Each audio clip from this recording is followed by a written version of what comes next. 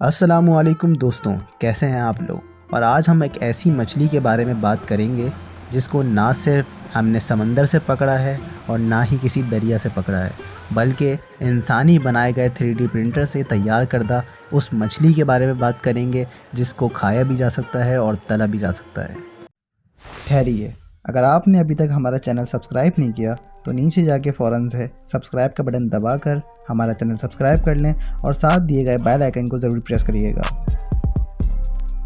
جی ہاں، اب جال اور ہک کے ذریعے مچھلی پکڑنے کو بھول جائیں، کیونکہ سائنسدانوں نے لیبارٹری میں 3D پرنٹڈ ٹیکنالوجی کے ذریعے مچھلی بنانے کا آغاز کر دیا ہے۔ حال ہی میں ایک اسرائیلی food tech company Steakholder Foods نے دعویٰ کیا ہے کہ انہوں نے پہلی بار 3D پرنٹر کی مدد سے کھانے کے قابل مچھلی تیار کر لی ہے۔ کمپنی کے مطابق لیبارٹری میں تیار کی جانے والی اس مچھلی کا ذائقہ بھی زبردست ہے۔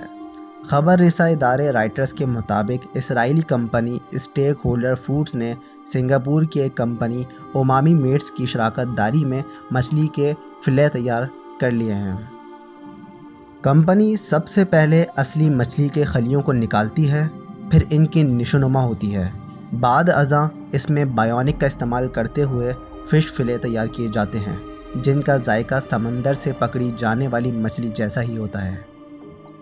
کمپنی کو امید ہے کہ وہ 2024 تک اپنی پہلی پروڈکٹ مارکیٹ میں لا سکے گی، جسے سب سے پہلے سنگاپور اور اس کے بعد امریکہ اور جاپان سمیت دیگر ملکوں میں فروغ کے لیے پیش کیا جائے گا۔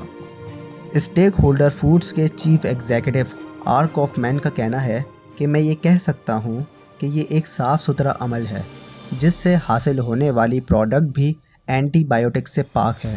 میرے خیال میں ہم مستقبل میں لیبارٹری میں تیار ہونے والے گوشت کے صحت مند ہونے کے فوائد کو سمجھیں گے۔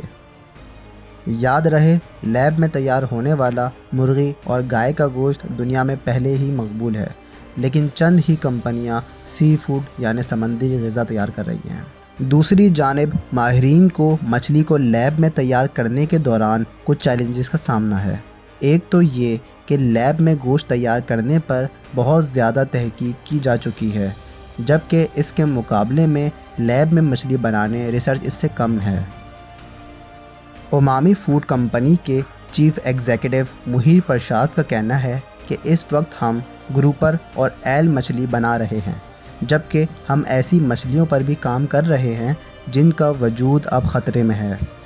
ان کا مزید کہنا تھا کہ سمندر سے حاصل ہونے والی مچھلیوں کی قیمت سے مقابلہ کرنا بھی ان کے لیے ایک بڑا چیلنج ہے۔ امید کرتا ہوں آپ کو ہماری ویڈیو پسند آئی ہوگی۔ اگر آپ کو ہماری ویڈیو پسند آئی ہے تو نیچے لائک کے بٹن کو دبا کر ہماری ویڈیو لائک کر دیں، اس سے ہماری حوصلہ افزائی ہوتی ہے۔ اور اگر ابھی تک آپ نے ہمارا چینل سبسکرائب نہیں کرا تو نیچے دیے گئے لال بٹن کو دبا کر ہمارا چینل سبسکرائب کر لیں، یہ فری آف کاسٹ ہے۔